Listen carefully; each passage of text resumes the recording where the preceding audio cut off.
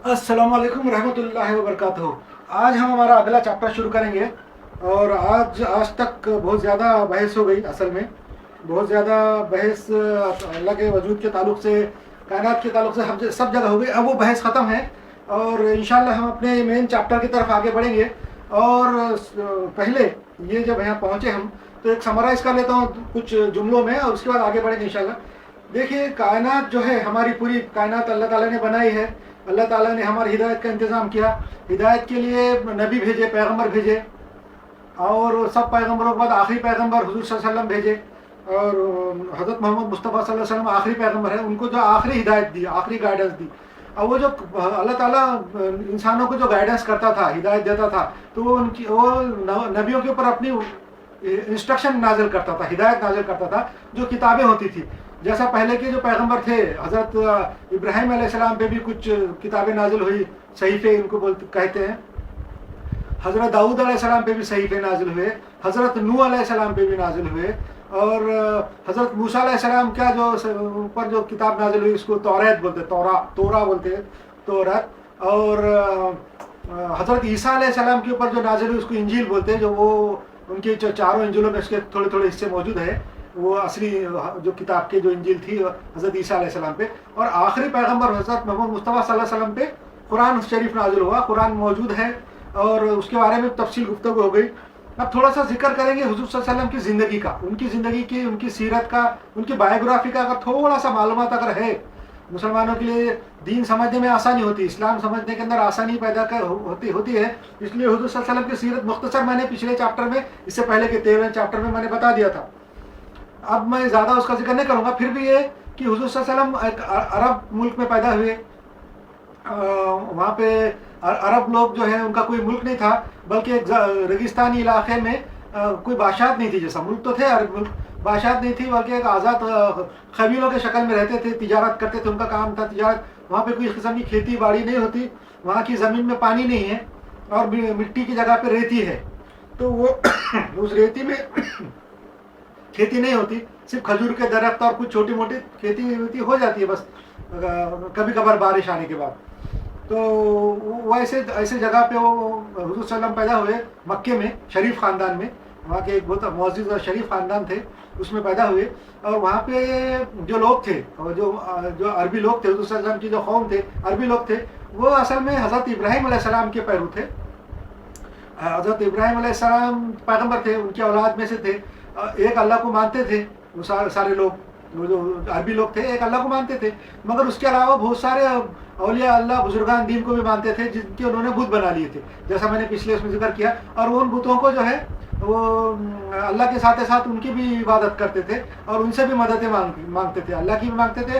और ये समझते थे कि वो जो बुत है, वो जो औलिया अल्लाह, बुजुर्गान दीन के जिनके मुजस्समे, जिनके मूर्तियाँ उन्होंने काबे में रख दिए थे, 360 बुत, तो वो समझते थे कि उनकी भी इबादत करने से, उनको भी खुश करने से वो अल्लाह के पास चाहते हैं। वो जो बुजुर्गान दीन है, अल्लाह के पास चाहते हैं, हमारी सिफारिश करेंगे और हमारे काम हो जाएंगे। उनके काम ये रहते थे कि वो सफ़र करते थे पानी में से, पानी की जहाज़ से दुनिया के मुख्तलिफ मुल्कों में जाके मसाले, खुशबू की चीज़ें, ऊद, लोबान, ऐसी चीज़ें लाते थे, कपड़े, खाने पीने की चीज़ें। पानी का भी सफ़र करते थे, बहरी, समंदरी, और ज़मीन का भी सफ़र करते थे। और उसमें मुख्तलिफ़ किस्म की मुश्किलात उन पर आती थी।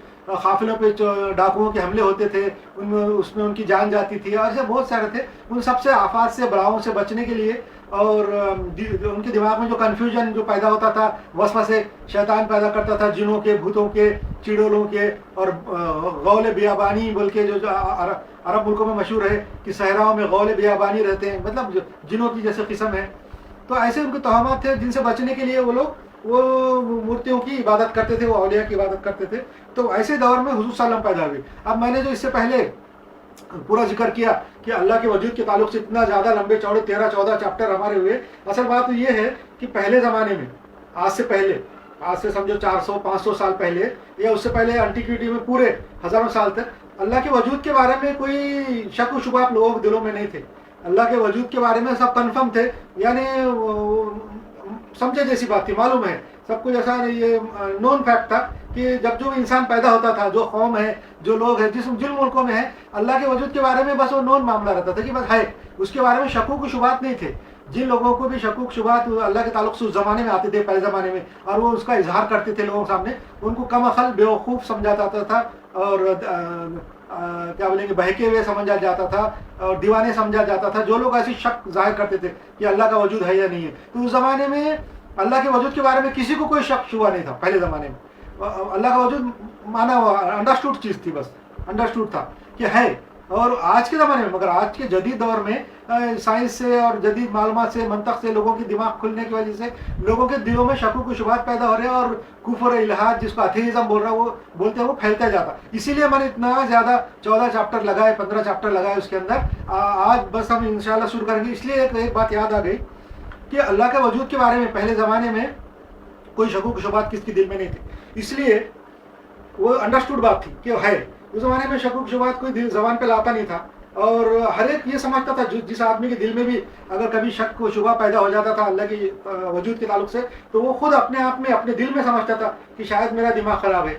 ऐसा समझता था वो कि जैसा मैं कोई गलत, आज के ज़माने में हम कोई गलत बात बोल दें या कुछ सोच लें तो हमको खुद अंदाज़ा होता है कि गलत तो नहीं है, हमारा दिमाग तो नहीं बह गया, बेवकूफ़ी की बात तो नहीं कर रहा। ऐसा उस ज़माने में लोग दिल में समझते थे, अगर उनके दिल में शक भी पैदा हो जाए अल्लाह नहीं। इसलिए उस ज़माने में बात अंडरस्टूड थी, पहले ज़माने में अंडरस्टूड थी। यही वजह है कि गौतम बुद्ध से जब पूछा गया, ऐसा लिखा हुआ है किताबों में कि उनसे पूछा गया अल्लाह के वजूद के ताल्लुक से, किसी ने उनसे सवाल किया कि अल्लाह है या नहीं है, तो ये लिखा हुआ है किताबों में कि वो खामोश है, उन्होंने जवाब नहीं दिया।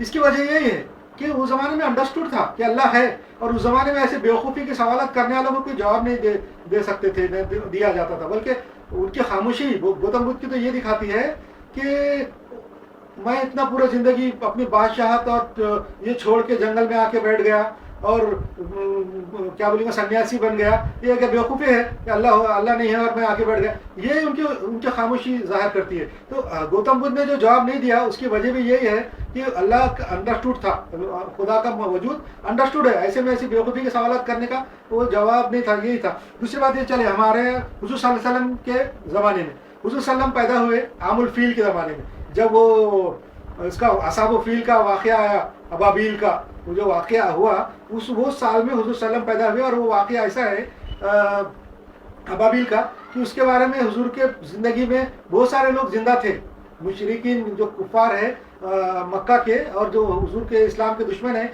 जो मुसलमान भी है, वो उस ज़माने में बहुत सारे जिंदा थे जिन्होंने वो फील का वाक़या देखा है। वो फील के वाक़या को किसी ने डिनाई नहीं किया, हुज़ूर सल्लम ने भी वो उसके बारे में जिक्र किया। कुरान शरीफ में भी वो सूरा आया है, उसको वो बताया कि एक हमारा मोजज़ा है। तो हुज़ूर सल्लम जब पैदा हुए, उसके बाद जब जवान हुए, तो जब पैदाइश से लेकर जवानी तक 40 साल उनकी ज़िंदगी पाकीज़ा गुजरी, मक्के में एकदम पाकीज़ा ज़िंदगी गुजरी। और उनके साथी, उनके दोस्त, ये वो सारे ये फरमाते हैं कि उनकी ज़िंदगी बहुत पाकीज़ा गुजरी। उन्होंने कभी शिर्क नहीं किया, कभी शराब नहीं पी और कभी कोई गलत काम नहीं किया नौजवानी तक और 40 साल की उम्र तक। 40 साल की उम्र में हुज़ूर सल्लल्लाहु अलैहि वसल्लम के ऊपर अल्लाह का मैसेज आया, अल्लाह का मैसेज हज़रत जिब्राइल लेके आए गारे हिरा में। और उसके बाद उन्होंने तबलीग शुरू की, इस्लाम के बारे में बताना शुरू किया कि अल्लाह एक है। इसके बाद फिर उनके फॉलोअर भी पैदा हुए, उनके मुखालिफ भी पैदा हुए और वो 13 साल हुज़ूर सल्लल्लाहु अलैहि वसल्लम मक्के के अंदर रहे, कोशिश करते रहे। उस ज़माने में बहुत मुखालिफत हुई, मक्के के लोगों ने उनके जो नहीं मानते थे उन्होंने मुखालिफत की, और जो मानते थे वो माने। तकरीबन 100-150 लोग 13 साल में हुजूर के फॉलोअर बन गए। और मक्का उस ज़माने में एक मरकज़ था हज का, उस ज़माने में पूरे अरब के लोग वहाँ पे आके हज करते थे। तो वो एक किस्म का तिजारती मरकज़ भी था और एक किस्म का उस ज़माने के मेट्रोपोलिटन सिटी भी था, बहुत सारे लोग वहाँ आबाद थे। 13 साल हुजूर सल्लल्लाहु अलैहि वसल्लम की ज़िंदगी में बहुत मुखालिफत हुई। वो उनके तो इस्लाम के दुश्मनों ने और मुशरिकीन मक्का ने जो बुतों को मानते थे, उन्होंने हुजूर की और इस्लाम की बहुत मुखालिफत की। और उनकी ज़िंदगी जो है 13 साल, वो हमारे लिए सबक है कि 13 साल कैसा रहना चाहिए। इस्लाम जब गालिब नहीं है और गैर मुस्लिम जब गालिब हैं, ऐसी सोसाइटी में कैसा रहना चाहिए, वो 13 साल जो है हुजूर की ज़िंदगी के हमारे लिए एक नमूना है। उसके बाद हुजूर सल्लल्लाहु अलैहि वसल्लम ने की जो दावत है, तबलीग है इस्लाम की, वो मदीना पहुंची। मदीने के लोगों ने हुजूर सल्लल्लाहु अलैहि वसल्लम की तबलीग को मान लिया और बहुत सारे लोगों ने आके उनके साथ बैत की। बैत करने के बाद हुजूर सल्लल्लाहु अलैहि वसल्लम को मदीना आने के लिए दावत दी। तो हुजूर सल्लल्लाहु अलैहि वसल्लम ने फिर अल्लाह की मर्जी से मदीने की तरफ हिजरत की। मदीने में इमिग्रेशन हुआ, उनका माइग्रेशन किया और मदीने में जाके आबाद हुए। मदीने में बहुत सारे लोगों ने इस्लाम कबूल किया। मदीने में इस्लाम कबूल करके इस्लाम को उरूज हासिल हुआ اور اسلام کے اندر طاقت آ گئی, مسلمان آزاد رہے, اسلام آزاد ہو گیا. اور مگر وہاں پہ کچھ لوگ ایسے بھی رہے کہ جو اسلام تو قبول کیے مگر ان کے دل کے اندر اسلام سے دشمنی تھی, مسلمانوں سے دشمنی تھی, یا اللہ رسول کو برابر طریقے سے مانتے نہیں تھے, مگر اس لیے قبول کر لیے کہ کہیں کام مخالفت کرنا ان کا طاقت نہیں تھی اور انہوں نے اسلام قبول کر لیا. ان کو منافق بولتے. انہوں نے بھی رسول صلی اللہ علیہ وسلم کی مخالفت کی دشمنوں سے, مشرکین سے, یہودیوں سے. تو مدینے میں یہودیوں کے بھی 3 قبیلے آباد تھے اور عربیوں کے بھی 3 قبیلے آباد تھے. تو وہ جو منافقین تھے وہ بظاہر تو اسلام قبول کیے, اسلام لائے, کلمہ پڑھتے تھے, حضور کے پاس آتے تھے, نمازیں پڑھتے تھے مسلمانوں کے سامنے, مگر دل میں حضور سے جلتے تھے, جلن حسد تھی. یہ 10 سال مدینے کے رہے. مدینے میں بھی کیا کیا ہوا ان کے ساتھ, بہت سے واقعات ہوئے, بہت سے جنگیں ہوئی اور اللہ تعالیٰ نے اسلام کو عروج دیا. یہ ایک دم مختصر ہے, میں نے بتا دیا. تو حضور صلی اللہ علیہ وسلم کے پاس جو کتاب ہے, اللہ تعالیٰ نے جو ہدایت دی وہ قرآن ہے. اور قرآن کیسی محفوظ ہے وہ آپ کو میں نے بتا دیا کہ قرآن اللہ کے کرم سے محفوظ موجود آج بھی ہے. اللہ نے وعدہ کیا ہے کہ میں نے قرآن نازل کیا اور میں اس کی حفاظت کروں گا, اور آج بھی موجود ہے. دنیا کے کسی مذہب کی کتاب آج اپنی اصلی حالت میں موجود نہیں ہے. یہ ایک قرآن کا معجزہ ہے, یہ ایک میراکل ہے, اور یہ دنیا کے لیے ایک سبق بھی ہے دیکھنے کے لیے کہ صرف اسلام کی کتاب اپنی جیسی کو ایسی حالت میں آج موجود ہے. دنیا کی کسی بھی مذہب کی کتاب آج اپنی اصلی حالت میں موجود نہیں ہے. کس نے لکھا, کب لکھا, کیا لکھا, کچھ نہیں معلوم دنیا کی دوسری کتابوں کے بارے میں. اب حضور صلی اللہ علیہ وسلم قرآن کے ساتھ ساتھ لوگوں کو انسٹرکشن بھی دیتے تھے, ہدایت بھی دیتے تھے, اور اللہ کی طرف سے جو ان کو ہدایت آتی تھی وہ لوگوں کو بتاتے تھے. اس کو حدیث بولتے. وہ حدیث بھی لوگوں نے جمع کی. حدیث جمع کرنے کے لیے بعد میں لوگوں نے اتنی کوشش کی کہ تاکہ اس میں ملاوٹی, یا اصل میں ملاوٹ نہیں بلکہ اس زمانے کے لوگ خیال سے, میموری سے وہ حدیثیں بیان کرتے تھے کہ جیسا قرآن لکھا ہوا ہے حضور کے زمانے میں لکھ لیتے تھے اور بعد میں لکھ کے جمع کیا. ویسے حدیث جمع نہیں رہی. حدیث خالی لوگوں کی میموری میں تھی. اس کے بعد حضور کے انتقال کے بعد وہ ان کے لوگوں کی میموری سے لوگوں نے ان کے حالات, ان کے واقعات معلوم کر کے لکھنا شروع کیے. اس میں بہت ساری بھول سے اور غلطی سے کچھ باتیں شامل ہو گئی تھی. اس کو بھی نکالنے کے لیے جو محدثین تھے, بڑے بڑے لوگ تھے, بخاری اور مسلم جیسے, اور بھی بڑے بڑے کئی 100 محدثین تھے جنہوں نے اس کے اوپر بہت محنت کی. اسماء اور رجال کا ایک سسٹم نکالا. اسماء اور رجال یعنی اس زمانے میں جتنے بھی حضور کے صحابہ تھے, جو بھی عربی لوگ تھے جنہوں نے حدیث سنی تھی ایک دوسرے سے, ان کے پورا بایو ڈاٹا جمع کیا. ان کے پورے جتنے بھی لوگ تھے, جتنے بھی حدیث کے راوی ہیں, جو حدیث بولنے والے, ہم نے کس سے سنی, ہم نے کس سے سنی, وہ سب کا بایو ڈاٹا جمع کیا. اور خالی بایو ڈاٹا نہیں بلکہ پوری زندگی کے پورے حالات جمع کیے, بایوگرافی جیسا, اور اس کے اوپر ریسرچ کر کے, تحقیق کر کے وہ صحیح حدیث, ضعیف حدیث اور ایسی جمع کی انہوں نے نکالی. وہ بھی تقریباً ہمارے لیے ایک ذریعہ ہے اور ہدایت کا کہ حضور کی مکے کی زندگی 13 سال وہ بھی ہمارے لیے نمونہ ہے کہ اسلام جب مغلوب ہے, غیروں کے کنٹرول میں ہے, اور اسلام جو ہے تو مشرکین اور کفار کے انڈر میں ہے, تو مسلمانوں نے کیسا رہنا چاہیے. وہ ہمارے لیے 13 سال ہے. اور مدینے میں جب اسلام غالب ہے, اسلام کی حکومت قائم ہے, اس ٹائم میں مسلمانوں نے کیسا رہنا چاہیے, وہ مدینے کے 10 سال ہے. یہ ہو گیا. اس کے بعد جو ہے میں آگے بڑھتا ہوں. یہ حدیث کا بتا دیا کہ زندگی میں مسلمانوں کو جس طرح قرآن شریف پڑھنا چاہیے, ترجمے سے, ٹرانسلیشن سے, سمجھ کے, جیسا بھی ہے پڑھنا چاہیے ہمیشہ. ایک بار نہیں, 2 بار نہیں, ہمیشہ پڑھنا چاہیے. ٹرانسلیشن کا قرآن ترجمے کے ساتھ ہمیشہ مسلمان نے پڑھنا چاہیے. میرا تو ایسا بولنا ہے کہ تقریباً 2 مہینے میں ایک مرتبہ ایک پورا ترجمے سے قرآن پڑھنا چاہیے. ٹرانسلیشن کا قرآن 2 مہینے میں ایک مرتبہ ضرور پڑھنا چاہیے. اس کے علاوہ جو عربی میں ہم پڑھتے تلاوت وہ بھی جاری رکھیں, وہ بھی کم سے کم 40 دن میں ایک مرتبہ ہونا چاہیے جو عربی قرآن ہے. اور ٹرانسلیشن کا کم سے کم 2 مہینے یا 3 مہینے زیادہ میں ایک قرآن ضرور ختم ہونا چاہیے. اچھا, ویسے ہی حدیث بھی پڑھنا چاہیے کیونکہ حدیثوں کی کتابیں بھی جمع ہیں. حدیثوں سے بھی ہم کو گائیڈنس معلوم ہوتا. حضور صلی اللہ علیہ وسلم کی ہدایت قرآن کے علاوہ حدیث میں بھی ہے, تو وہ کیسے معلوم ہوں گی. تو حدیث کی کتابیں بھی پڑھنا چاہیے. تو اب زیادہ اتنی کتابیں پڑھنے کے ساتھ ساتھ میں جو ریکمنڈ کرتا ہوں کہ مشکات المصابیح, یہ کتاب کم سے کم پڑھنا چاہیے. یہ سب سے چھوٹی کتاب ہے, 3 اس کے والیوم ہیں, 3 جلد ہے, اور تقریباً 6000 سے زیادہ اس میں حدیث ہے. مگر یہ مشکات المصابیح جو ہے تقریباً 5 حدیث کی کتابوں کا مجموعہ ہے. 5 حدیث کی کتابوں میں سے جو کامن حدیثیں ہیں, جو بڑی حدیثیں ہیں, وہ جمع کر کے رکھی ہوئی ہے. کم سے کم اس سے بھی اندازہ ہوتا, مشکات المصابیح پڑھنے سے بھی ایک اندازہ ہو جاتا ہے کہ اسلام کا کیا گیٹ اپ ہے. اچھا, اب آگے بڑھ جاتے ہیں ہم انشاءاللہ. آگے हुजूर के जो असहाब का हम जिक्र कर रहे थे पिछले 13 नंबर चैप्टर में किए थे कि हुजूर के जो साथी थे, हुजूर के साथ जिन्होंने काम किया, वो इस्लाम कबूल किया, मक्के में किया, मदीने में किया, उसके बाद किया, मक्का फतह होने के बाद किया, ये सारे सहाबा जो है वो हुजूर के साथ रहे और जो जिन्होंने हुजूर के साथ ईमान के साथ ज़िंदगी गुजारी और हुजूर के इंतकाल के बाद भी ईमान के साथ उनका खात्मा हुआ, ऐसे सारे असहाब जो हुजूर सल्लल्लाहु अलैहि वसल्लम के, उन्होंने बहुत मेहनत की, बहुत तकलीफ उठाई, इस्लाम के वास्ते इतनी ज़्यादा तकलीफ उठाई कि हम उनके बराबर, उनके 1/1000वें हिस्से के बराबर भी हमने इस्लाम के वास्ते तकलीफ नहीं उठाई। हुजूर के असहाब जो है, सहाबा अकराम जो है, उसमें से जो बड़े बड़े सहाबा है वो, उनमें से जो हुजूर के इंतकाल के बाद वो मदीना में इंतकाल हुआ हुजूर सल्लम का, उसके बाद जो है 4 खलीफा हुजूर सल्लम के जो नायब बने, जो हुकूमत कायम हो गई थी मदीने में, उसके नायब जो थे, हुजूर सल्लम के नायब थे, उनको खलीफा बोलते। तो 4 हुए। सबसे पहले जो खलीफा हुए हज़रत अबू बकर सिद्दीक़, ये भी हुजूर के बड़े साहबी थे, पुराने दोस्त थे। उसके हज़रत अबू बकर सिद्दीक़ के बाद हज़रत उमर रज़ी अल्लाह ताला ये खलीफा हुए। हज़रत उमर रज़ी अल्लाह ताला के बाद हज़रत उस्मान रज़ी अल्लाह ताला, और हज़रत उस्मान रज़ी अल्लाह के हज़रत अली रज़ी अल्लाह ताला, और हज़रत अली रज़ी अल्लाह ताला के बाद हज़रत हसन रज़ी अल्लाह ताला, ये जो है खलीफा हुए। और उसके बाद भी कोशिश की गई खिलाफत की, मगर ये नहीं हुआ। और हुजूर सल्लम ने ये पेशन गोई की थी कि मेरे बाद खिलाफत जो है 30 साल रहेंगी, मेरे बाद खिलाफत 30 साल रहेंगी। इसलिए जो सही खिलाफत थी, खिलाफत राशिदा 30 साल रही, और उसके बाद जो है बादशाहत कायम हो गई। हुजूर के एक सहाबी ने बादशाहत की बुनियाद रख दी, उसके बाद बादशाही सिलसिला शुरू हो गया। ये जो हुजूर की खिलाफत थी, वो खिलाफत डेमोक्रेसी से होती थी, सेकुलर तरीके से, डेमोक्रेसी से, लोगों के मशवरे से, वोटिंग के ज़रिए से ये चुने जाते थे चारों खलीफा। और उसमें से पहले खलीफा हज़रत अबू बकर सिद्दीक़ रज़ी अल्लाह ताला अन्हु, वो तो अपने 2.5 साल के बाद उनका इंतकाल हुआ, और उसके बाद उन्होंने कमेटी बना के हज़रत उमर रज़ी अल्लाह ताला को चुना। हज़रत उमर रज़ी अल्लाह ताला 10 साल तक खलीफा रहे, उनका भी किसी दुश्मन ने क़त्ल कर दिया, मगर वो ज़ख्मी हालत में उन्होंने भी कमेटी बनाई, और कमेटी बना के वो कमेटी ने हज़रत उस्मान रज़ी अल्लाह को खलीफा चुना। हज़रत उस्मान को भी किसी दुश्मन ने शहीद कर दिया।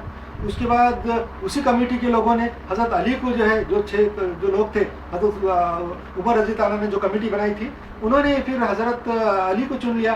हज़रत अली के ज़माने में तकरीबन 5 साल उनकी हुकूमत रही।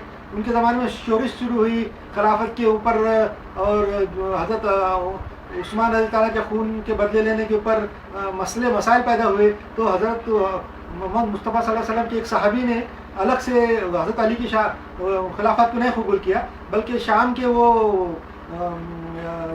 कमिश्नर थे, शाम के जो गवर्नर बोलेंगे जिसको, जो सीरिया के गवर्नर थे, उन्होंने फिर अपना सीरिया में अपनी अलग हुकूमत बना ली। वहाँ से फिर एक बादशाह शुरू हो गई। उन्होंने फिर अपने डेमोक्रेसी के ऊपर नहीं चला, बल्कि उन्होंने जो है अपने बेटे को, अपने बेटे यजीद बिन मुआविया को अपना जानशीन बनाया। फिर यजीद के बाद वो सिलसिला अपने ख़ानदान में चलता रहा, उसके बाप के बाद बेटा, बाप के बाद बेटा, ये सिलसिला जो है मुसलमानों में हुकूमत का चलता रहा। इस्लाम में हालांकि जमहूरियत को जो है माना जाता है अच्छा, और ये जो बादशाहत को अच्छा नहीं माना जाता। तो ये हो गया, यहाँ तक तो पिछले चैप्टर में हो गया था। हुजूर सल्लल्लाहु अलैहि वसल्लम की जो सीरत है वो भी मैंने बता दिया था मुख्तसर, कि हुजूर की सीरत जो है हमारे लिए एक नमूना है। हुजूर की ज़िंदगी की जो 2 दौर है, मक्की दौर और मदनी दौर, ये भी हमारे लिए है। हम मुसलमानों के लिए ये दोनों दौर, हुजूर के ज़िंदगी के हर सेकंड, हर लम्हा हमारे लिए जो है एक सबक है। तो हुजूर की जो ज़िंदगी के जो 2 दौर है वो हमारे लिए एक नमूना इसलिए है कि हम मुसलमान जिस भी मुल्क में है, जो भी कंडीशन में है, तो हम देखें अपने आप को कि हम कैसे हैं। हम गैरों के कंट्रोल में हैं, हम जो है मगलूब है, हमारे ऊपर कुफार और मुशरिकीन की हुकूमत है, तो हम समझना मक्की दौर में है, मक्का की ज़िंदगी। जैसे मक्का में मुसलमान थे, हुजूर सल्लल्लाहु अलैहि वसल्लम मक्का में रहते थे, वैसा हमको रहना है, हमारा बिहेवियर होना चाहिए। मगर जिन मुल्कों में जहाँ पे इस्लाम गालिब है, इस्लाम आज़ाद है, और इस्लाम की हुकूमतें हैं, मुस्लिम हुकूमतें हैं, वहाँ के लोगों को ऐसा रहना चाहिए कि जैसा हुजूर सल्लल्लाहु अलैहि वसल्लम मदीने में रहे, मदीने के जैसी वहाँ पे ये होना चाहिए, और वो काम करना चाहिए जो हुजूर सल्लल्लाहु अलैहि वसल्लम मदीने में करते थे। अच्छा, इसके बाद जो सुलह जो हुई, हदीबिया की हुई, बैत शिजरा हुई, ये जो है, जो हदीबिया में भी एक बैत हुई। बैत का मतलब है हुजूर सल्लल्लाहु अलैहि वसल्लम के पास लोग आके اور اسلام قبول کرنے کے بعد وعدہ کرتے تھے، ہاتھ پکڑ کے حضور صلی اللہ علیہ وسلم کا وعدہ کرتے تھے کہ ہم آپ کے ساتھ رہیں گے، آپ کی بات مانیں گے اور آپ جیسا بولیں گے ویسا کریں گے، ہم اسلام قبول کرتے ہیں، اللہ کو ایک مانیں گے، اس کو بیعت کا سلسلہ جو بیعت کا طریقہ سنت طریقہ ہے، اور یہ طریقہ جو ہے کسی امیر کو، کسی امام کو ماننے کے لیے بہت ضروری ہے۔ تو یہ جو حضور صلی اللہ علیہ وسلم نے شروع کیا بیت الحدیبیہ میں بھی ہے اور بیت الشجرہ میں بھی ہے، اور یہ بھی ہوگا۔ اس کے بعد حضور کے معجزات کا بھی میں مختصر ذکر کر دوں کہ جو ہے حضور کے بہت معجزے ہیں، حضور صلی اللہ علیہ وسلم کے اتنے معجزے ہیں کہ وہ اس کے بارے میں امام بہقی نے جو ہے دلائل النبوہ بول کے کتاب لکھی ہے، تقریباً 3,500 اس میں احادیث اور قرآن کی واقعات آیات اور بہت سارے واقعات اور حالات جمع کر کے انہوں نے موٹے 7-8 جلدوں میں کتاب لکھی ہے، 7-8 والیوم میں کتاب لکھی ہے دلائل النبوہ بول کے، تو وہ بھی ہے۔ اور میں مختصر ذکر یہ کر دوں کہ جو چاند کے توڑنے کا، چاند کے 2 ٹکڑے کرنے کا ایک واقعہ ہے، قرآن میں بھی ذکر ہے اور سب لوگ مانتے، اور اس کے بعد وہ جو واقعہ ہوا چاند کے 2 ٹکڑے کرنے کا، جو مشرکین مکہ نے حضور سے فرمائش کی تھی کہ آپ نبی ہیں تو کوئی معجزہ دکھاؤ، آپ نبی ہیں تو کوئی معجزہ دکھاؤ، تو حضور صلی اللہ علیہ وسلم کا اصل معجزہ قرآن ہے، اصل معجزہ قرآن ہے، کہ تو قرآن ایسا معجزہ ہے جو کبھی ختم ہونے والا نہیں ہے، قرآن قیامت تک کے لیے معجزہ ہے، حضور صلی اللہ علیہ وسلم کے زمانے سے لے کے تو قیامت تک کے لیے معجزہ قرآن ہے۔ مگر اس کے ساتھ ساتھ لوگوں کو اور بھی معجزے چاہیے تھے، تو مشرکین مکہ نے معجزہ حضور صلی اللہ علیہ وسلم سے چاہا کہ تو حضور صلی اللہ علیہ وسلم نے چاند کے 2 ٹکڑے کر دیے، چاند ایک رات میں جب چاند فل مون تھا، حضور نے اشارہ کیا اور چاند کا ایک ٹکڑا پہاڑ کی ادھر چلا گیا، چاند کا ایک ٹکڑا پہاڑ کی ادھر چلا گیا، لوگوں نے اس کو دیکھا، اس کو دیکھنے کے بعد بھی یہ سمجھے کہ یہ جادو ہے، انہوں نے بولا ٹھیک ہے ہمارے کچھ قافلے آ رہے ہیں سیریا سے یا دوسرے ملکوں سے، اب ہم ان کو پوچھیں گے کہ تم نے بھی دیکھا کیا خالی مکے کے لوگوں نے دیکھا؟ اگر وہ لوگوں نے دیکھے ہوں گے جو سیریا سے آ رہے ہیں اور دمشق سے آ رہے ہیں، اگر وہ لوگ بولیں گے کہ ہم نے دیکھا تو مان لیں گے۔ ایسا ہوا، پھر لوگ وہ آئے 15 دن کے بعد، 10 دن کے بعد، جتنے دن کے بعد وہ قافلے آنے تھا آئے، ان سے پوچھے مشرکین مکہ نے کہ ایسا فلاں رات کو چاند کی 14 تاریخ کو چاند کے 2 ٹکڑے ہوئے تھے کیا؟ تو لوگوں نے بھی بولے ہاں ہوئے تھے۔ اس کا ایک واقعہ انڈیا میں ہوا، انڈیا میں ایک بادشاہ تھا چیرامم بول کے، کیرلا میں، اس نے بھی یہ واقعہ دیکھا، وہ بیٹھا تھا اپنے محل میں باہر آنگن میں، تو اس نے دیکھا کہ چاند کے 2 ٹکڑے ہو گئے، ایک ادھر چلے گیا ایک ادھر چلے گیا، تو اس کو تعجب ہوا، اس نے پھر اپنے برہمنوں سے پوچھا کہ یہ کیا ہے، تو لوگوں نے بولے پتہ نہیں کیا ہے ہو گیا۔ تو اتنے میں عربی لوگوں کا جو پانی کا جہاز مسالے خریدنے کے لیے، خوشبو لوبان اور اود خریدنے کے لیے انڈیا آیا تھا، انڈیا کے ساحل پہ کیرلا آیا تھا، وہ آتے رہتے تھے عربی، جو جب اسلام قبول نہیں کیے ہوئے تھے مشرکین مکہ تھے، وہ عربیوں کا ایک آیا مکہ سے جہاز بہت دنوں کے بعد، اس نے پوچھا کہ ایسا میں دیکھا تھا 2-3 مہینے پہلے، 4 مہینے پہلے چاند کے 2 ٹکڑے ہوئے، کیا ہے؟ تو وہ عربی لوگوں نے بولے ہاں مدینے میں ایک جادوگر ہے، اس نے چاند کے 2 ٹکڑے کیا ہے۔ مگر وہ چیرامم نے جو ہے وہ تحقیقات کے لیے وہ خود مکہ گیا اور خود اسلام قبول کیا، اور اسلام قبول کر کے مسلمان ہوا، اور آج اس کی مسجد کیرلا میں موجود ہے، چیرامم مسجد بول کے، یہ اس بات کا ثبوت ہے کہ یہ واقعہ ہوا۔ اس کے علاوہ حضور کی بہت ساری پیشن گویاں ہیں، بخاری اور مسلم میں جو مستند کتابیں اسلام کی اس میں موجود ہے، بہت ساری ہے، ایک بتا دوں گا میں، حضور صلی اللہ علیہ وسلم کا جو ہے تو پیشن گوئی کہ ایک بار کا واقعہ ہے کہ جنگ کے اندر جب لوگ میدان جنگ میں نکلے ہوئے تھے اور ابھی جنگ شروع نہیں ہوئی تھی، انتظار کر رہے تھے دشمنوں کے آنے کا، تو اس زمانے میں پانی کی کمی ہو گئی، بالکل پانی ختم ہو گیا فوج کا، تو حضور صلی اللہ علیہ وسلم سے لوگوں نے کہا کہ اب پانی نہیں ہے، نہ جانوروں کو پلانے کے لیے ہے، نہ ہم کو پینے کے لیے ہے، پانی ہی نہیں ہے۔ تو حضور صلی اللہ علیہ وسلم بولے دیکھو ڈھونڈو کچھ پانی مل جائے تم کو کہیں سے، تو کسی نے جمع کر کے ایک چھوٹا سا کٹورا بھر کے یا لوٹا بھر کے پانی سب کے پاس سے جمع کر کے لے کے آئے تھوڑا تھوڑا، حضور صلی اللہ علیہ وسلم نے اس سے وضو کیا، اور بعد میں وہ کٹورے میں اپنی انگلی لگائی ایسی، اور اس میں سے پانی نکلنے لگا انگلی میں سے، اور وہ پانی لوگوں کو کہا کہ جب آؤ اپنے پیو بھرو یہ کرو، لوگوں نے پانی پیا، اپنے برتنوں میں بھرا، اپنے جانوروں کو پلایا، پوری فوج نے پانی پیا، تو بھی وہ پانی بس ہو رہا تھا۔ بعد میں بہت دنوں بعد کسی نے پوچھا وہ راوی سے جو اس زمانے میں حضور کے ساتھی تھے کہ آپ لوگ کتنے تھے جو فوج میں پانی تھا؟ انہوں نے کہا کہ اگر 1.5 لاکھ بھی ہوتے، 1 لاکھ بھی آدمی ہوتے تو پانی ہم کو بس ہو جاتا، اتنا پانی تھا۔ تو پھر بھی انہوں نے کہا کہ ہم 1500 لوگ تھے وہ فوج میں اس زمانے میں، مگر اگر 1 لاکھ بھی ہوتے تو پانی بس ہوتا۔ اور اس کے علاوہ بہت ساری حدیثیں ہیں، بہت ساری ایسی باتیں حضور صلی اللہ علیہ وسلم کی جو دلائل نبوہ ہیں، حضور صلی اللہ علیہ وسلم کے معجزات ہیں، تھوڑے سے مختصر کر ذکر کروں گا کہ حضور صلی اللہ علیہ وسلم نے غزوہ ہند کے بارے میں کہا ہے، ایک حدیث ہے 2-3 جگہ سے آئی ہے وہ، کہ مسلمان جو ہے ہندوستان فتح کریں گے، انڈیا فتح کریں گے، یہ غزوہ ہند کی حدیث ہے. اور دیکھو وہ ثابت ہوئی حضور صلی اللہ علیہ وسلم کے انتقال کے بعد تقریباً میرا خیال 300-400 سال کے بعد انڈیا فتح ہوا. محمد بن قاسم نے انڈیا کو فتح کیا. یہ کتنا بڑا معجزہ ہے کہ ہندوستان فتح کریں گے یہ بھی کہا.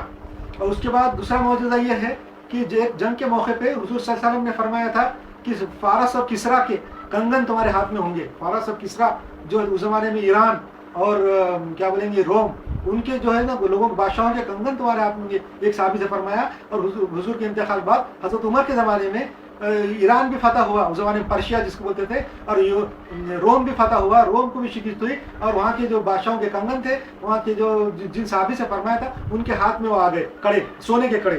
یہ بھی ایک بہت بڑا واقعہ ہے. اور ایسی بہت ساری حدیثیں ہیں کہ جو صحیح حدیثوں میں ہے کہ حضور صلی اللہ علیہ وسلم کی باتیں صحیح ثابت ہوئی. حضور صلی اللہ علیہ وسلم نے جتنی بھی پیشن گیا کی وہ صحیح ثابت 100% صحیح ثابت ہوئی. اور حضور کے علاوہ جتنے بھی جھوٹے پیغمبروں نے دعویٰ کیے, حضور صلی اللہ علیہ وسلم کے بعد بہت سے جھوٹے پیغمبر آئے. حضور نے خود حدیث میں فرمایا کہ میرے بعد جو ہے نا 30 جھوٹے آئیں گے اور ہر ایک پیغمبری کا دعویٰ کریں گے. اور آج دیکھ رہے نا کہ حضور صلی اللہ علیہ وسلم کے بعد بہت سارے لوگ آئے جنہوں نے پیغمبری کے دعوے کیے اور وہ سارے جھوٹے ہیں. کیوں؟ تو انہوں نے جو بھی پیشن گوئی کی وہ ساری جھوٹی ثابت ہوئی. اور دوسری بات یہ کہ انہوں نے جو پیغمبر جو آئے حضور صلی اللہ علیہ وسلم کے بعد, انہوں نے اسلام میں دین میں کوئی کنٹریبیوشن نہیں, ان کا کچھ نہیں انہوں نے فائدہ کیا, نہ کوئی نئی ہدایت لائی, نہ کوئی گائیڈنس لائی, نہ دین میں اسلام میں کوئی ان کا کنٹریبیوشن ہی نہیں ہے.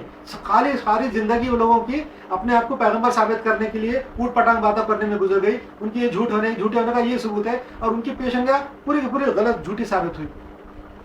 اچھا, حضور صلی اللہ علیہ وسلم کے جو بارے میں ہے دلائل نبوت تو بہت زیادہ ہے, بہت زیادہ ہے ان کی دلائل نبوت. میں خالی پڑھ کے سناؤں گا کہ حضور کا جو ہے خطا سے پاک ہونا. حضور صلی اللہ علیہ وسلم جو ہے خطا سے پاک ہے, ان کے اندر کوئی غلطی نہیں ہے, خطا سے پاک ہے.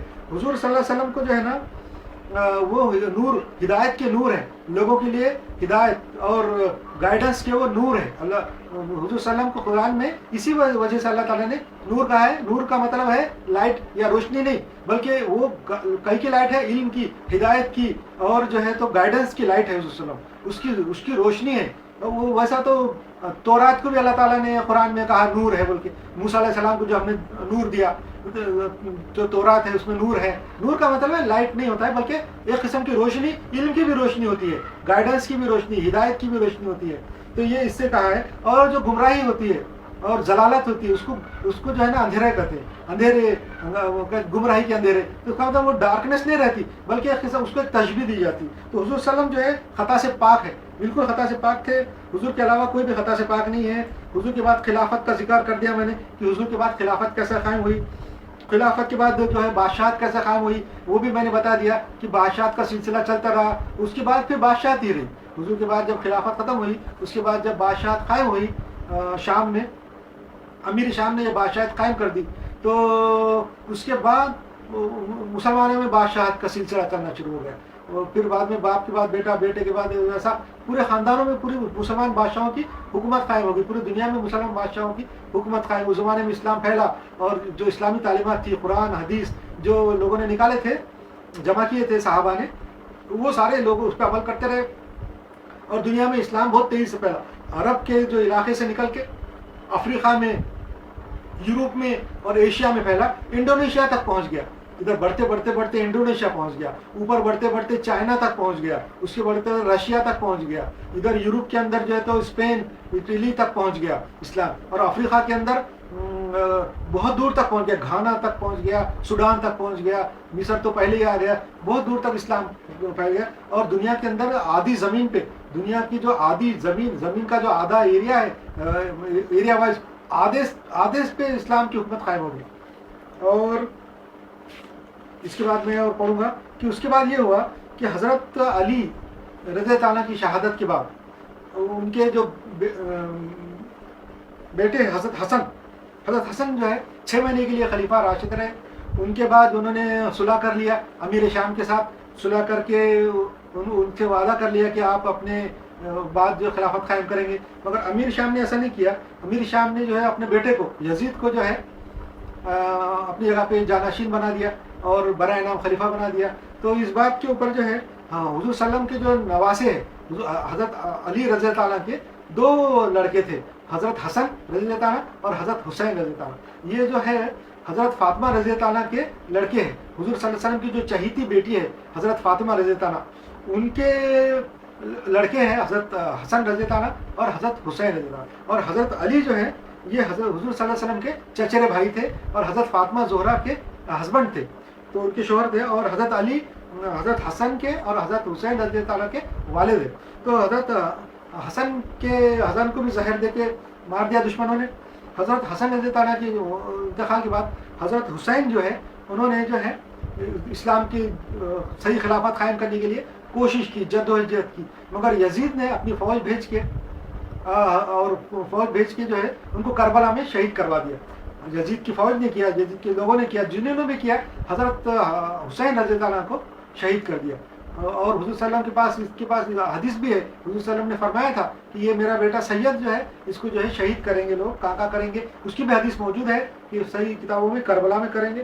تو حضرت حسین رضی اللہ عنہ کو جو ہے شہید کیا گیا کربلا میں. اسی لیے یہ جو سواریاں اور جو محرم منائے جاتے ہیں 10 محرم کو حضرت حسین کو شہید کیا گیا. ان کے ساتھ جو ساتھی تھے، ان کے ساتھ جو لوگ تھے، ان کے گھر کے لوگ تھے اور کچھ ساتھی تھے، 72 لوگ صرف ان کے ساتھ گئے، باقی لوگوں نے ان کو منع کیا مدینے سے مکے سے جانے کے لیے، یزید کی فوج کے پاس جانے کے لیے اور کوفہ میں جانے کے لیے. عراق جا رہے تھے، وہ عراق کے لوگوں نے ان کو بلایا تھا کہ آپ آؤ ہم خلافت قائم کریں گے، مگر عین ٹائم پہ عراق کے لوگ ڈر گئے. جب حضرت حسن کو انہوں نے خط لکھے، لیٹر لکھے کہ آپ یزید کی حکومت کو ہم مانتے نہیں، آپ کوفہ کو آ جاؤ اور عراق میں آ جاؤ، ہم جو ہے صحیح اسلامی حکومت اور صحیح خلافت قائم کریں گے، آپ آ جاؤ وہاں پہ. کیونکہ کوفہ وہ جگہ تھی جہاں حضرت علی رضی اللہ عنہ کی خلافت کا کیپٹل تھا. انہوں نے جو مکہ مدینہ سے کیپٹل ہٹا کے کوفہ کو اپنا کیپٹل بنا دیا تھا خلافت راشدہ کا. تو وہاں کے لوگوں نے حضرت حسین کو خط لکھے کہ تم آؤ ہم خلافت قائم کریں گے. مگر یزید کی فوج کے سامنے بہت بڑی فوج تھی اس کی، اور بہت ظالم قسم کے اس کے سپہ سالار تھے جو لوگوں پہ بہت ظلم کرتے تھے، جس کو بے دریغ قتل کرتے تھے. مسلمانوں کے قتل کے بارے میں وہ بالکل نہیں سوچتے تھے کہ یہ مسلمان کا قتل ہے، حالانکہ مسلمان کا قتل کرنے والا جہنمی ہے. حضور صلی اللہ علیہ وسلم نے فرمایا کسی مسلمان کو قتل کرنے والا، نہا قتل کرنے والا جہنمی. مگر وہ لوگوں نے جو شام کے جو لوگ تھے، شامی لوگ تھے اور جو ناجائز طریقے سے خلافت پہ قابض تھے، انہوں نے مسلمانوں کو اور صحابہ کرام کو بے دریغ قتل کیا، بے شمار صحابہ کو قتل کیا. اس لیے جو خط لکھنے کے بعد کوفہ کے لوگ جو ہے ڈر گئے، اور ڈر کے مارے حضرت حسین جب نکلے کربلا کی طرف جانے عراق پہنچنے کے لیے، تو جب یزید کی فوج نے ان کو اڑا لیا، اس کے بعد وہ ڈر کے مارے مکر گئے عراق کے لوگ، اور انہوں نے پھر ان کا ساتھ نہیں دیا. جو ساتھ میں تھوڑا سا قافلہ ان کا تھا گھر والوں کا، حضرت حسین کا، وہی بس باقی رہا. ان کو جو ہے پھر بعد میں 10 دن تک جو ہے کیا بولیں گے ٹارچر کرنے کے بعد یزید کی فوج نے حضرت حسن کو قتل کر دیا. اور یہ واقعہ جو حضرت حسین کی شہادت کا ہے یہ کر دیا. اس کے بعد ملوکیت قائم ہو گئی. ملوکیت یعنی بادشاہ، خلافت یعنی اللہ کی خلافت. حضور صلی اللہ علیہ وسلم کے جو 4 صحابہ نے قائم کیا تھا خلافت راشدہ، اس کو خلافت بولتے. اور ملوکیت جو بادشاہت ہے، اس کو ملوک یعنی ملک یعنی بادشاہ، عربی میں ملوکیت قائم ہو گئی. اس کے بعد بادشاہت قائم ہو گئی، اور ملوکیت قائم ہونے کے بعد مسلمانوں میں ایک قسم کا ڈر پیدا ہوا، خوف پیدا ہوا. اور جو شامی حکومت تھی وہ بہت زیادہ ظالم تھی، وہ بہت ظلم کرتی تھی مسلمانوں پہ، اس لیے مسلمان خاموش ہو گئے اور بس محدود ہو گئے. تو بس اس کے بعد کیا ہوا کہ لوگوں نے پھر قرآن اور حدیث جمع کرنا شروع کیا، اس کی اسٹڈی کرنا شروع کیا. اولیاء اکرام بزرگان دین پیدا ہوئے. اس کے بعد یہ تو کچھ تو کر نہیں سکتے تھے، حکومت بہت ظالم تھی. جو برائے نام خلیفہ تو تھے نہیں، بادشاہ تھے مگر اپنے آپ کو خلیفہ بولتے تھے. بنو امیہ کا جو خلیفہ ہے خلافت تھی وہ بہت ظالم تھی. اس لیے جو اس زمانے کے جو نیک لوگ تھے، جو حدیث اور قرآن جانتے تھے، جو نیک مسلمان تھے، انہوں نے پھر مسلمانوں کے عام مسلمانوں کی تسلی کے لیے، ان کی دل جوئی کے لیے بہت زیادہ خوف میں تھے. حضرت حسین کی شہادت کے بعد مسلمان بہت زیادہ خوف میں تھے، تو ان کے لیے پھر انہوں نے دل جوئی کا سامان کیا. ان کو تعلیم تربیت کرتے تھے، اسلام کی باتیں بتاتے تھے. اس زمانے میں تو ایسے مدرسے تھے نہیں، اسلامی تعلیم دینے کے لیے اسکول تو تھے نہیں. تو پھر وہ جو نیک لوگ تھے وہ اسلام کی تعلیم دیتے تھے، لوگوں کو جمع کرتے تھے اور بیعت کا سلسلہ شروع کیا. وہ بزرگان دین جو تھے، اولیاء اکرام اس زمانے میں جو تھے، وہ لوگ مسلمانوں کی بیعت کرتے تھے. مسلمانوں کے پاس جا کے بیعت کرتے تھے. کہیں کی بیعت کرتے تھے؟ دین اسلام کی، اسلام سیکھنے کی. ان کو مرشد بناتے تھے. مرشد کا مطلب ہے جو ہدایت دینے والا، جو گائیڈنس کرنے والے کو مرشد بولتے. تو وہ لوگ ان کو مرشد مانتے تھے، ان کے مرید بن جاتے تھے. مرید یعنی جو ارادہ کرتے ہیں جی کا ارادہ کرتے ہیں؟ گائیڈنس حاصل کرنے کا، اسلام پہ چلنے کا، صحیح راستے پہ چلنے کا ارادہ کرنے والے کو مرید بولتے ہیں۔ وہ ان کے مرید بن جاتے تھے، سامنے والے نیک آدمی کو مرشد بنا دیتے تھے، یعنی مرشد یعنی گائیڈ کرنے والا، گائیڈ تو وہ بنا لیتے تھے۔ اور وہ جو پہلے کے اولیاء اکرام بزرگان دین تھے، وہ حضور صلی اللہ علیہ وسلم کا جو طریقہ ہے بیعت کا، وہ بیعت کر کے ان لوگوں سے بیعت لیتے تھے، تاکہ تو یہ بول کے لیتے تھے کہ آپ صحیح راستے پہ چلیں گے، اللہ کو ایک مانیں گے، شرک نہیں کریں گے، اور ہم جو طریقہ اسلام کا بتائیں گے، قرآن حدیث سے بتائیں گے، اس کو مانیں گے۔ یہ بیعت ہوتی تھی۔ حضور صلی اللہ علیہ وسلم نے بھی فرمایا، بہت جگہ ہے بیعت کا ذکر ہے کہ کوئی بھی مسلمان بغیر بیعت کے نہیں رہنا چاہیے۔ کوئی بھی مسلمان ہو، اس کی کسی اچھے عالم کے ساتھ بیعت ہونا ضروری ہے۔ جس نے کسی کی بیعت نہیں کی سمجھو زندگی میں، اور وہ مر گیا ویسی، تو سمجھنا وہ کافر مرا، مشرک مرا، اور جو ہے تو یہودی اور نصارہ کے جیسے مرا۔ اتنی بھی سخت بات حضور نے کہی ہے، یہ بڑی مستند حدیث کی کتابوں میں ہے کہ بیعت کرنا ضروری ہے۔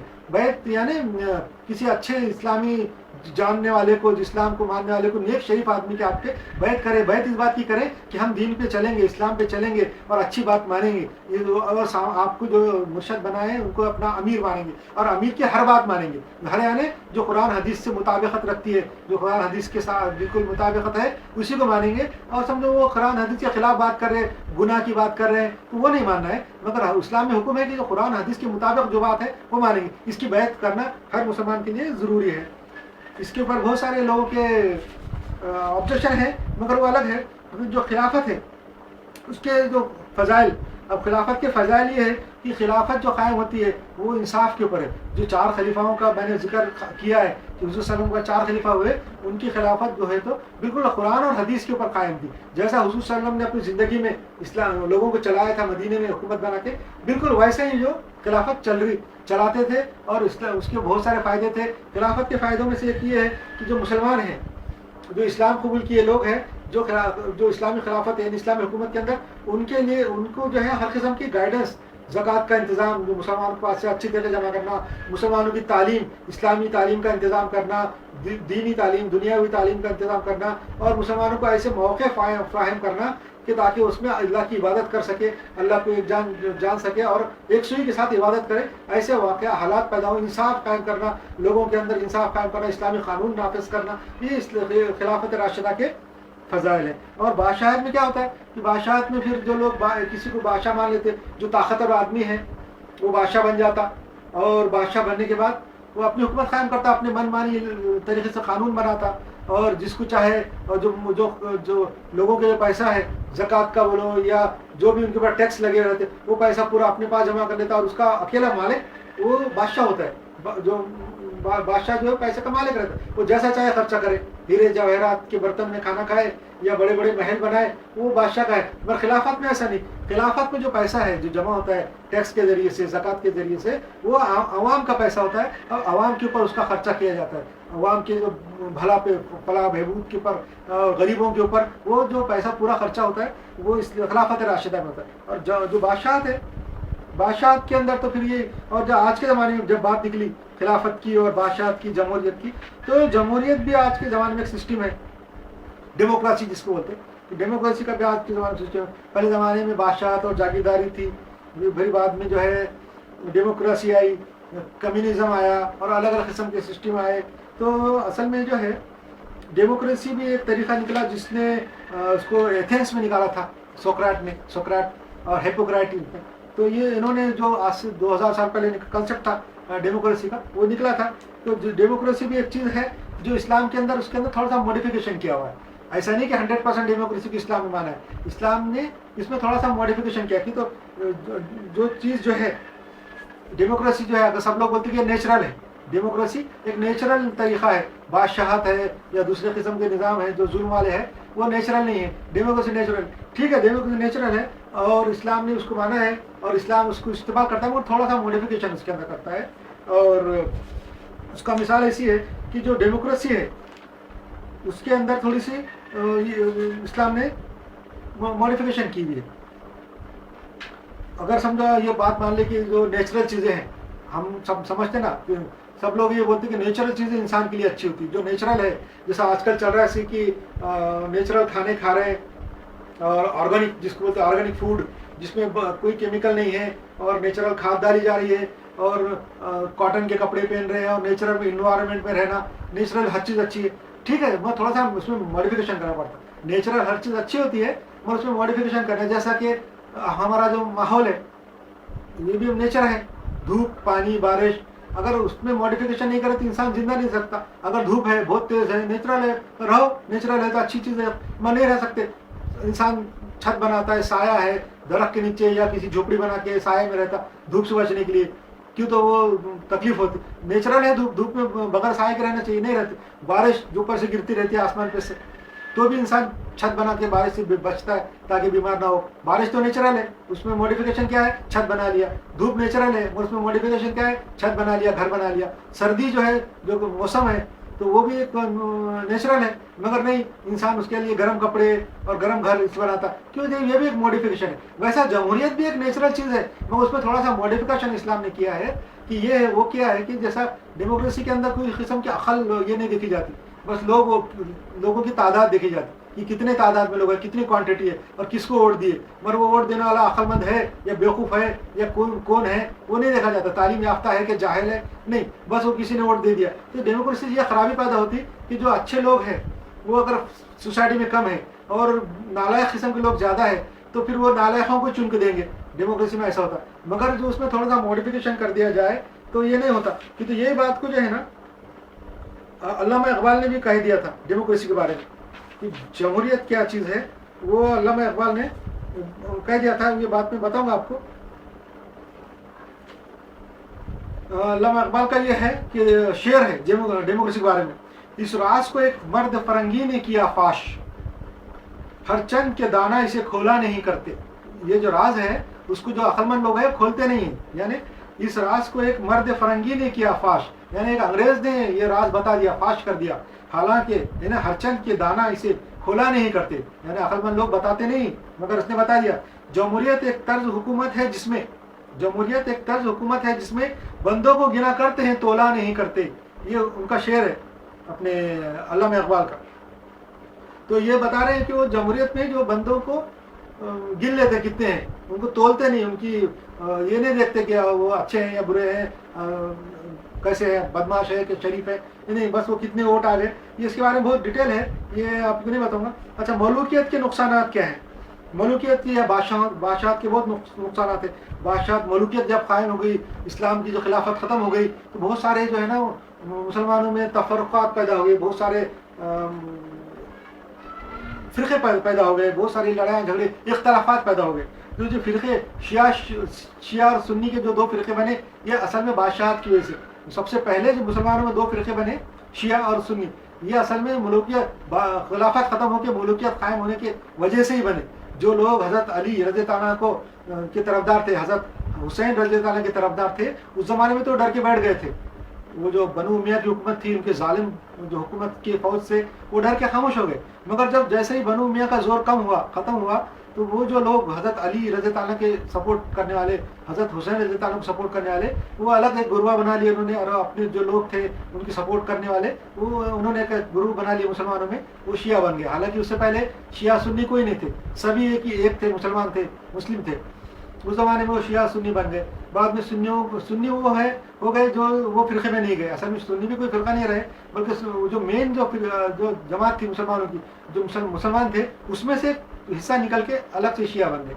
جو لوگ حضرت حسن کے فیور, حسین کے فیور والے تھے, حضرت علی رضی اللہ کے فیور کے تھے, وہ شیعہ بن گئے. اور جو ادھر رہے جمع رہے, جو اس سے بھی ڈرے ہوئے تھے, بنو امیہ کی حکومت سے بھی ڈرتے تھے, وہ غیر جانبدار رہے, نیوٹرل رہے, تو وہ لوگ بن گئے سنی. وہ ان کو نیوٹرل ہوتے, وہ تو ڈرے ہوئے تھے اگر ادھر جائیں گے تو نقصان ہوگا ادھر. وہ کچھ لوگ جو تھوڑے سے تھے وہ شیعہ ہو گئے, تو یہ فرقہ بن گیا. یہ سب سے بڑا وبال ہے ملوکیت کا. جو بادشاہت قائم ہونے سے سب سے پہلا نقصان تو یہ ہوا کہ مسلمانوں کے دو فرقے ہو گئے.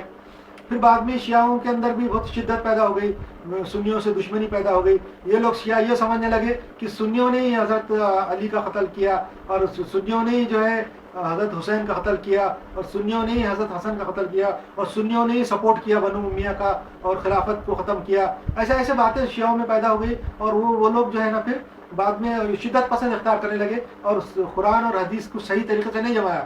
ان کے اندر فرقہ پرستی پیدا ہو گئی اور انہوں نے ایسی حدیثیں جمع کر لی جو گھڑی ہوئی بھی تھی, جو اپنے فیور کی تھی, جو اپنے دل سے بھی بہت ساری حدیثیں بنا کے انہوں نے پیش اپنے پاس رکھ لی. اور ان کی حدیثیں کوئی مستند نہیں ہے, اس کو جو ہے جیسا سنیوں کی جو حدیثیں ہیں بخاری اور مسلم اس لیول کی نہیں ہے کہ تو انہوں نے زیادہ تحقیق نہیں کی, وہ اس کے بارے میں صحیح ان کا بایو ڈاٹا نہیں معلوم کیا حدیث بولنے والوں کا. شیعوں نے بس اپنے فیور کی حدیثیں جمع کر لی اور اپنی طرف رکھ لی. سنیوں نے جو ہے مگر اس کے اندر بہت اچھا کام کیا کہ حدیثوں کے بارے میں بہت صحیح بایو ڈاٹا جمع کیا اور بہت کیا بولیں گے نیوٹرل طریقے سے, غیر جانبدار طریقے سے, انصاف کے ساتھ حدیثیں جمع کی اور حدیثیں سنیوں کے پاس جمع ہے.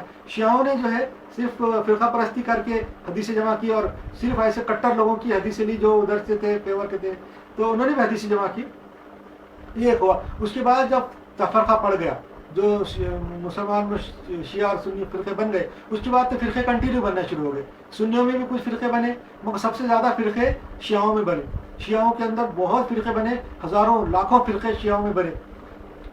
ہر قسم کی برائی شیعوں کے فرقوں میں سے نکالنا شروع ہوئی. کیونکہ جب ایک برائی پیدا ہو جاتی ہے, جب کہیں ایک برائی رہتی تو اس کے ساتھ دوسری برائیاں پیدا ہونا شروع ہو جاتی. ایک وشیش سرکل رہتا ہے, ایک جو جس کو وشیش سرکل بولتے ہیں, جس کو قرآن شریف میں دائرۃ السوء یہ لفظ استعمال کیا گیا ہے. وشیش سرکل یعنی ایک بار جب کوئی آدمی گردش میں یا گولاٹے میں آ جاتا تو پھر بعد میں اس کے ساتھ گردش چلتی رہتی. مثال کے طور پہ جیسا کوئی آدمی پہلے پیسے والا تھا, اچھا تھا, دولت مند تھا, مگر کسی وجہ سے اس کی بزنس میں, دھندے میں یا نوکری میں نقصان ہو گیا, گھاٹا آ گیا, تو پھر بس وہ آدمی جو ہے اس کو جب تھوڑا سا پیسے کا نقصان ہو گیا تو پھر اس کے پاس حالات خراب ہو جاتے. وہ اچھی چیزیں اچھا اپنا نہیں سکتا, اچھی جگہ رہ نہیں سکتا, تھوڑی سی اس کی اکنامی کنڈیشن خراب ہو گئی تو پھر اس کے بچوں کو اچھے اسکول میں نہیں پڑھا سکتا, اسٹینڈرڈ چیز استعمال نہیں کر سکتا, اچھے محلے میں نہیں رہ سکتا, خراب محلے میں جا کے رہنا پڑتا, سب اسٹینڈرڈ اسکول میں پڑھنا پڑتا. جب ایسا ہوتا جب اس کے بچے سب اسٹینڈرڈ اسکول میں پڑھتے تو ان کی پھر ان کا جو اسٹینڈرڈ ہے, ان کا معیار ہے وہ بھی کم ہو جاتا. خراب قسم کے محلے میں جا کے رہنے سے وہاں کے لوگوں کے صحبت میں اس کے بچے بگڑ جاتے, پھر بعد میں بچے بگڑ گئے تو پھر ان کی اولاد پھر اور زیادہ بگڑتی. ایک قسم کا وشیش سرکل رہتا. تو ویسا ہی جو ہے جب ایک خرابی جب پیدا ہو جاتی, جو اچھی چیز میں جب ایک خرابی پیدا ہو جاتی تو اس کے ساتھ دوسری برائیاں پیدا ہونے شروع ہو جاتی ہے اور ایک سرکل شروع ہو جاتا, وشیش سرکل, دائرۃ السوء. ویسا ہی ہوا شیعوں میں, جب ایک خرابی ان میں پیدا ہو گئی, ایک غلط بات انہوں نے مان لیا اور انصاف کا تقاضا چھوڑ دیا. حالانکہ سنی انصاف کے اوپر تھے, ڈیموکریسی کے اوپر تھے, وہ خالی خوف کی وجہ سے ڈرے ہوئے خاموش بیٹھے ہوتے. مگر شیعوں نے شدت اختیار کی اور شدت اختیار کر کے غیر جانبدار ہوئے, فرقہ پرستی کی. یہ خالی ایک چھوٹی سی برائی تھی, مگر جب وہ برائی وہ بڑھتے بڑھتے اس کے اندر بہت سارے ان کے اندر نئی نئی باتیں پیدا ہوئی اور ان کے اندر آئے دن نئے فرقے بننا شروع ہوئے. دنیا میں جتنے بھی زیادہ فرقے ہیں سب شیعوں کے اندر سے نکلے, سنیوں میں بہت کم فرقے نکلے. اب یہ ہو گیا. اس کے بعد جو ہے فرقوں کا ذکر. اب اسلام میں جو ہے فرقے جو ابھی سیکٹس ہے, جس کو سیکٹ بولتے, وہ سیکٹ کیسا پیدا ہوئے. اسلام میں جو فرقے پیدا ہوئے وہ میں تو بتایا شیعہ سنی دو فرقے تھے, دو فرقے پیدا ہوئے. اس کے بعد جو ہے فرقے بڑھتے چلے گئے اور ہر قسم کے فرقے آئے. جو فرقے ہیں وہ اصل میں پیدا ہوئے کیا بولیں گے ناسمجھی کی وجہ سے, بہت وقت غلط فہمی کی وجہ سے پیدا ہوئے. ہم سے پہلے جو امتیں تھی یہودی اور عیسائی, ان کے اندر جو فرقے پیدا ہوئے وہ ان کے اندر پیدا ہونے کی وجہ دوسری تھی. ان کے اندر وجہ یہ تھی کہ حالات کی وجہ سے جو ان کے اوپر جو کنڈیشن آتی تھی, ان کے اوپر ظلم ہوتا تھا یہودیوں پہ اور عیسائیوں پہ, یا جیسی بھی ان کی کنڈیشن رہتی تھی اس کے ریئیکشن میں پیدا ہوتی تھی. اپنے آپ کو بچانے کے لیے, اپنے آپ کو زندہ رہنے کے لیے وہ اسٹرگل کرتے تھے یہودی اور عیسائی, اور وہ اسٹرگل میں اپنے آپ کو بچانے میں ریئیکشن میں فرقے پیدا ہوتے تھے. مگر مسلمانوں میں ویسا نہیں ہوا. مسلمانوں میں بدقسمتی رہی کہ مسلمانوں کے حالات تو اچھے رہے, ان کی بادشاہت پھیلتی رہی, مسلمانوں کی حکومت پوری دنیا میں پھیلنے لگی, تو ان کے اوپر برے حالات نہیں آئے. تو اس لیے ان کے اندر مسلمانوں میں جو فرقے پیدا ہوئے حالات کے ریئیکشن کی وجہ سے یا اپنے آپ کو بچانے کے واسطے, اپنی بقا کے واسطے پیدا نہیں ہوئے, بلکہ اسلام کی نہیں سمجھ میں آنے کی وجہ سے, جو غلط فہمیوں کی وجہ سے پیدا ہوئے, جس کی وجہ سے جب ایک غلط فہمی کی وجہ سے دوسرا فرقہ پیدا ہو گیا, تو جب غلط فہمی کے اوپر دوسری غلط فہمی, پھر غلط فہمی کے اوپر دوسری غلط فہمی, ایسی بڑھتے چلے گئی اور فرقے بڑھتے چلے گئے اور فرقوں کے اندر سمجھ ختم ہو گئی. اسلام کا جو ایم ہے, مقصد ہے, میں جیسا بتایا نا کہ پیغمبروں کے آنے کا جو مقصد ہے, اللہ نے جو دنیا میں مسلمانوں کو, انسانوں کو جو ہدایت دی, اسلام دی, اسلام بھیجنے کا جو مقصد ہے, ایم جس کو بولتے ہیں, پیغمبروں کا ایم, اسلام کا ایم, وہ بھول گئے. ایم بھولنے کے بعد کیا ہوتا ہے، جب آپ کو میں بتایا کہ جب ہم کسی چیز کا مقصد بھول جاتے تو ہمارے دل میں کنفیوژن پیدا ہوتا، ہم کو معلوم نہیں ہوتا. جیسا میں نے مثال دیا تھا کہ ہم کسی بس میں بیٹھے ہوئے ہیں اور کہیں جا رہے ہیں. بس میں بیٹھنے کے بعد ہم جب سوچنا شروع کریں کہ ہم کہاں جا رہے ہیں، تو ہم کو معلوم نہیں، ہم تو بس میں کسی نے بٹھا دیا. اب بس میں ہم کو نہیں معلوم بس کہاں جا رہی ہے، ہم کو کہاں جانا ہے، اور ہمارا آگے کیا ہوگا، بس کہاں رکیں گی، کہ رکیں گی کہ نہیں رکیں گی، ہم کو معلوم ہے نہیں. ہم کنفیوز ہو جاتے، سوچتے رہتے، الگ الگ خیالات دل میں کرتے. یہ بس یہ جگہ جائیں گی، شاید وہ گاؤں جا رہی ہوں گی، شاید یہاں رکیں گی، شاید اتنی دیر میں پہنچیں گے. سب شاید بات رہتی، کیوں تو ہم کو معلوم نہیں. مگر جب ہم کو معلوم ہے کہ ہم کو یہ بول کے بٹھا دیا جائے کہ آپ یہ گاؤں جانے والے ہیں، آپ کا یہ بس ہے، یہ ٹکٹ ہے، یہ تو ہمارے پاس ایک مقصد رہتا. آپ کو معلوم ہے یہ کام سے جا رہے ہیں، آپ جو اس گاؤں کو جا رہے ہیں شادی میں شریک ہونے کے، فلاں کی شادی میں شریک ہونے کے لیے جا رہے ہیں، یہ گاؤں جا رہے ہیں، تو آپ کو معلوم رہتا کہ ہم اتنے بجے نکلے، اتنے بجے پہنچیں گے، وہاں شادی ہے، ہم وہاں سے جائیں گے. تو یہ مقصد ہے. تو جیسے مسلمان دین کا اور اسلام کا اور پیغمبروں کے آنے کا مقصد بھول گئے اور پھر 2 فرقے بن گئے، 3 فرقے بن گئے. تو جب مقصد بھول گئے تو مسلمانوں میں کنفیوژن پیدا ہوا اور ان کے خیالات بس اٹکلیں لگانے لگے اور نئے باتیں ان میں سے نکلنے لگی، اور نئے باتوں میں نئے فرقے نکلنا شروع ہو گئے. اس کے تفصیلات انشاءاللہ آگے آئیں گی. اب جو ہے میں مختصر بتا دوں کہ سب سے بڑے اور برے فرقوں میں جو ہے بہت سارے فرقے ہیں. اس میں قادیانیت بھی ہے، کہ جو غلام محمد قادیانی نے جو انڈیا کے پنجاب میں انگریزوں کے زمانے میں نبوت کا دعویٰ کیا تھا، وہ ایک دم جھوٹا تھا. اس کے بارے میں نے بتا دیا کہ وہ جھوٹے دعوے کیا اس نے. غلام محمد قادیانی جو ہے وہ سنیوں کے فرقے میں سے نکلا، سنیوں میں سے نکلا فرقہ. ہو شیعوں میں تو بہت لوگوں نے دعوے کیے، مذہب نبی ہونے کے دعوے شیعوں میں بہت لوگوں نے کیے. بہائی نے بھی کیا، بہا اللہ جو بول کے جو تھا، جس نے بہائی مذہب قائم کیا، اور بھی بہت سارے تھے جنہوں نے دعوے کیے. مگر سنیوں میں جو دعوے کرنے والے بہت کم تھے. اس میں غلام احمد قادیانی ہے جس نے انگریزوں کے زمانے میں 1890 میں دعویٰ کیا تھا کہ میں پیغمبر ہوں، اور ساری زندگی صرف پیغمبر ہونے کے ثابت کرنے میں اس کی گزر گئی. اس نے اسلام کے اندر کوئی کنٹریبیوشن نہیں کیا، کوئی امپرومنٹ نہیں کیا، اور کوئی فائدہ مسلمانوں کو نہیں پہنچایا. اور اس کی ایک بھی جو ہے پیشن کوئی صحیح ثابت نہیں ہوئی، بلکہ ساری جھوٹی ثابت ہوئی، اور نہ صرف جھوٹی بلکہ الٹی ثابت ہوئی. پھر بھی اس کے ماننے والے جو ہے مانتے ہیں. کیوں تو وہ ان کے ماننے والے جو قادیانی ہیں وہ اپنے آپ کو آج کل احمدی بولتے ہیں. ان کو جو ہے اسلام دشمنوں کا سپورٹ ہے. پوری دنیا کے اندر جو اسلام کے دشمن ہیں وہ ان کو سپورٹ کرتے ہیں، قادیانیوں کو، اور اس مسلمانوں کے خلاف ان کو استعمال کرتے ہیں. کیونکہ ان کے نام مسلمانوں کے جیسے ہی رہتے، بالکل اسلام مسلمانوں جیسے نام رہتے، مسلمان جیسے کام کرتے. اور اس لیے جو اسلامی ملکوں میں قادیانیوں کو رکھا جاتا ہے، اور غیر اسلامی ملکوں میں بھی قادیانیوں کو رکھتے، سپورٹ کرتے ہیں اسلام کے دشمن، اور ان سے اسلام کے خلاف کام لیتے. کیونکہ وہ قرآن حدیث سب پڑھنا آتا ہے لوگوں. تو اس لیے یہ ہو گیا. فرقوں کا ذکر بعد میں ہوگا. اہل قرآن بول کے ایک فرقہ ہے جو انٹرنیٹ کے اوپر ہے. یہ کوئی فرقہ نہیں ہے، یہ ہمارے اسلام دشمنوں نے نیٹ کے اوپر ایک فرقہ بنایا ہے. اس کے جو بنانے والے ہیں، جو اپنے آپ کو اسلام ظاہر کرتے، مسلمان ظاہر کرتے، اصل میں مسلمان ہے ہی نہیں، اسلام کے دشمن ہیں، کفار اور مشرکین ہیں، کفار ہیں، جو اپنے آپ کو مسلم ظاہر کرتے. اسلام کی انہوں نے اسٹڈی کی اور مسلمانوں کو گمراہ کرنے کے لیے اہل قرآن، تو وہ یہ بول کے انہوں نے کرتے، یہ بتاتے کہ ہم صرف قرآن کو مانتے. جیسے مسلمانوں میں اہل حدیث ہے.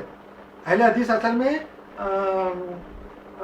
گمراہ فرقہ نہیں ہے، وہ حدیث کو بھی مانتے، قرآن کو بھی مانتے. وہ یہ ہے کہ وہ بولتے کہ ہم قرآن اور حدیث کو مانتے. وہ چلو ٹھیک ہے وہاں تک بات. مگر اہل قرآن تو مسلمان ہی نہیں ہے. وہ یہ بولتے کہ ہم صرف قرآن مانتے ہیں، اور وہ فرقہ نہیں ہے، نہ مسلمانوں کا فرقہ ہے، نہ مسلمانوں میں سے نکلا، بلکہ یہ انٹرنیٹ کے اوپر کافروں نے، اسلام دشمنوں نے ایک فرقہ بنایا ہوا ہے. اور بہت سارے مسلمان جو گمراہ ہیں، نوجوان ہیں، آج کل کے جو ماڈرن نوجوان، میں جیسا جن کے لیے اسلامی تعلیم دے رہا ہوں، وہ لوگ گمراہ ہو کے ان کے بہکاوے میں آ گئے ہیں اہل قرآن کے. اور دنیا میں بہت زیادہ وہ ان کا بھی چل رہا ہے، قادیانیوں کا بھی چل رہا ہے. اور یہ یہاں تک میں مختصر بتا رہا ہوں. فرقوں کا ذکر انشاءاللہ آگے آئے گا. اچھا، یہ ہو گئے فرقے جو ہے غلط فہمی سے پیدا ہوئے، یہ بھی میں نے بتا دیا. فرقے جو ہے آپس میں لڑائی جھگڑے، طلاق، یہ بھی آگے انشاءاللہ ذکر آئے گا.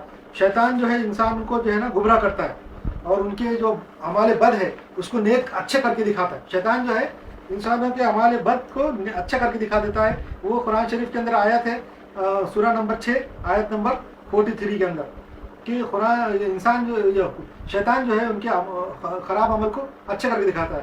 جو بھی برے کام ہیں، جو بھی فرقہ پرستی ہے، جو بھی برے کام ہیں، وہ سارے اچھے مال ہونا چاہیے. جیسا ناچ گانے، مجرے اور فحاشی اور نشہ، یہ سب بہت اچھا معلوم ہوتا، بہت مزیدار، بہت دلچسپ دکھتا، ڈرامے یہ وہ. مگر وہ شیطان اس کو کر کے دکھاتا. یہ بھی ہم ذکر کریں گے.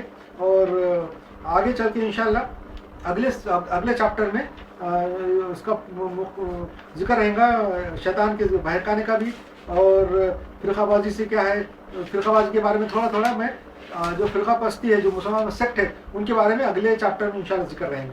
السلام علیکم۔